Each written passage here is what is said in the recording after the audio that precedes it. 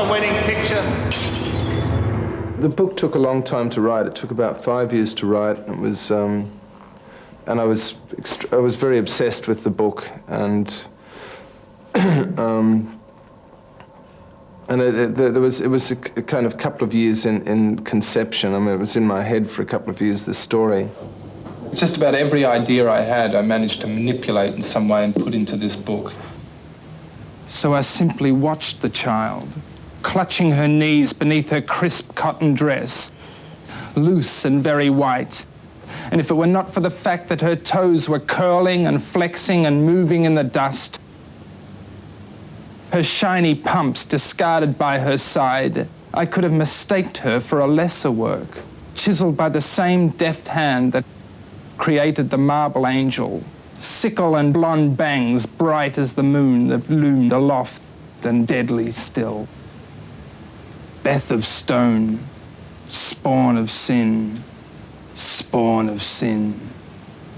I was kind of learning how to write a book while I wrote that book, and I've sort of had my affair with the English language to a certain extent, you know, going through dictionaries and obscure dictionaries and going, oh, fuck, you know, what a great word for, you know, for this, you know, and kind of writing it down. And I had like 6 dictionaries that I'd made myself with as many, you know, words, basically words that other people don't know. Basically, that was it. And I felt there was a kind of comic element I felt in writing a book with so many words people don't know. I don't know. I just sort of found that funny at the time I was writing it. I'm not really sure if I find it funny now. But it's, you know, I think with the next book I would certainly make it simpler. So far away and yet so close.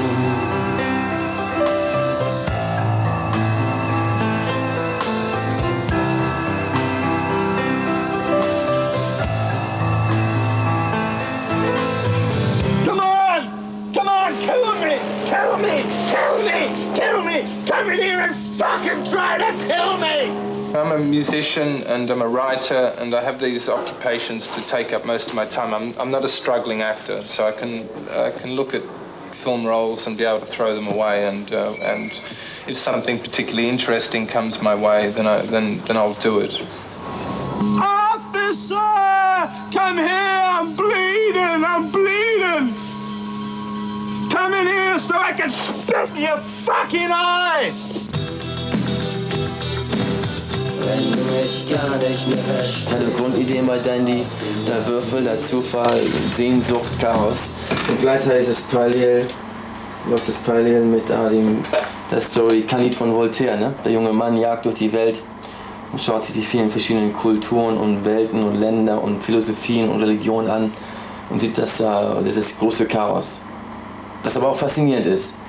Diese vielen verschiedenen Arten von Menschen, wie sie was machen, wozu, etc. etc. Und das habe ich für mich in diesem Film Dandy nachvollzogen, indem ich meine Helden in Anführungsstrichen der Kultur wie Nick, Nina, Blixer, aus der Musikszene hauptsächlich und auch Tanz, Kazuo Ono, zusammengebracht habe, die dieses ausdrücken. Die drücken etwas aus, das du ja, so im Leben halt fühlst.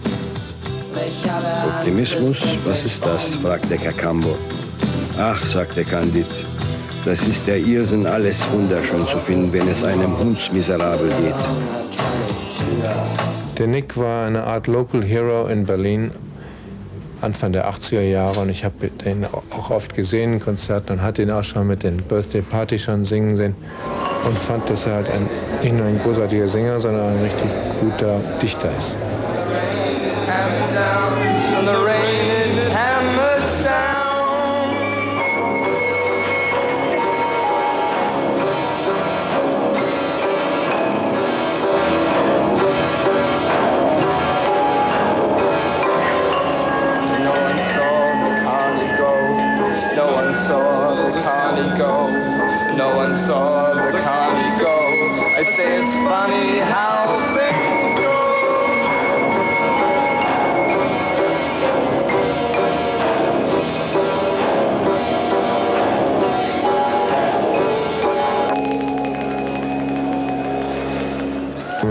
3 Filme hintereinander gemacht und die schönsten Lieder, die er überhaupt geschrieben hat, denke ich, für einen Film ist wirklich, was er bis in weiter Ferne so nah gemacht hat, Castiel Song.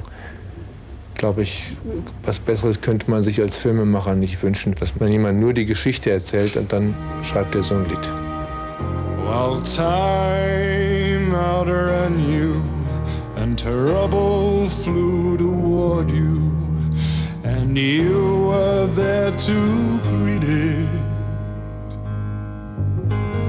weren't you, foolish Castiel?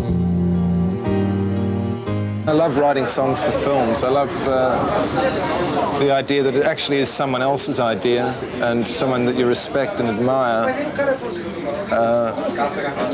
and that you are free just to write something for them, almost as a gift.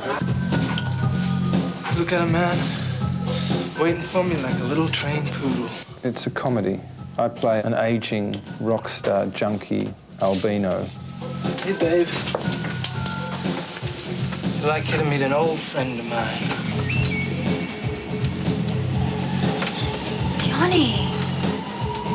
But you two know each other? Well, good. Because Johnny's going to be staying with us for a couple of days.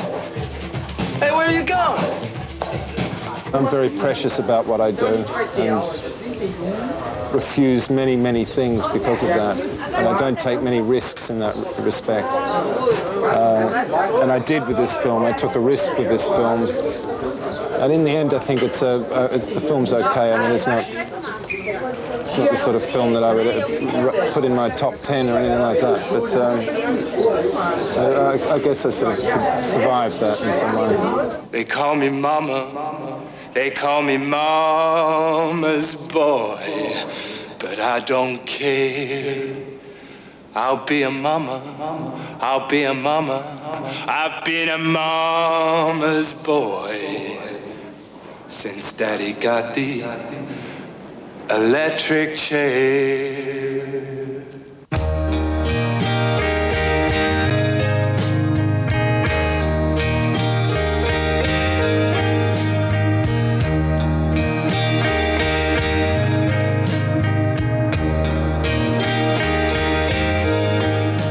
The next song we'd like to play is entitled Saint Hug.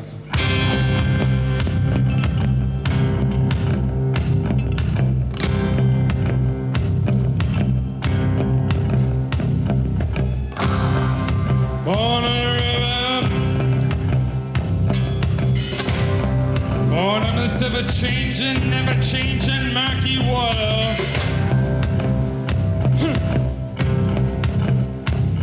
Well, all of them will keep a rolling along through the great, great, greasy city. Hawk standing like a saint upon its deck. You wanna catch a saint, then bait your hook. Yeah, take a leaf from my book. Oh, come to me, that's what the dirty city say to Hawk.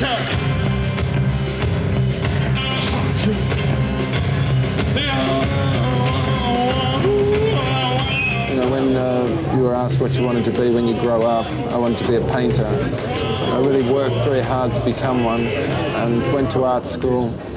I was criticised early on in my second year for painting sleazy art by an old matron who was working there for God knows why, but she was one of the art teachers. She painted eggs and thought that they were the perfect form, and her life work was painting the egg shape.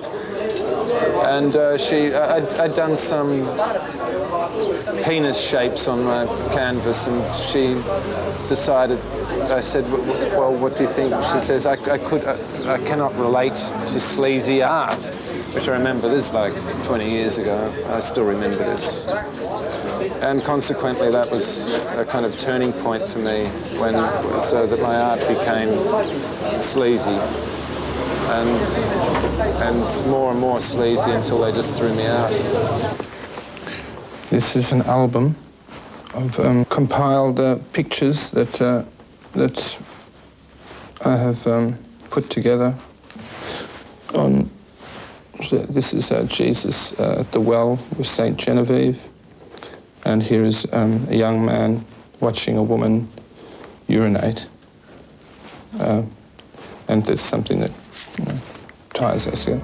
Here's Saint Teresa the Carmelite with her feather, and here is a young woman being tickled by feathers.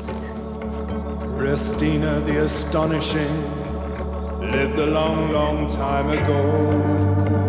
I like a lot of the German Gothic painters. Stefan Lochner, he's one of my favourite painters. I like a lot of religious painting.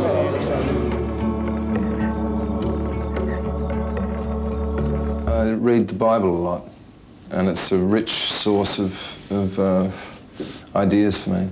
And yeah, so I mean, it's a very hypnotic, affecting book and seductive book, and the story of Christ is to me a very seductive story, and a very mysterious story, and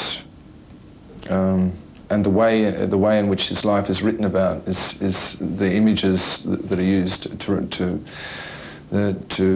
describe his life and his ideas and stuff are very exciting to me, and there's a certain amount of borrowing from the Bible, I would say. In heaven his throne is made of gold, the ark of his testament is stone, the throne from which I'm told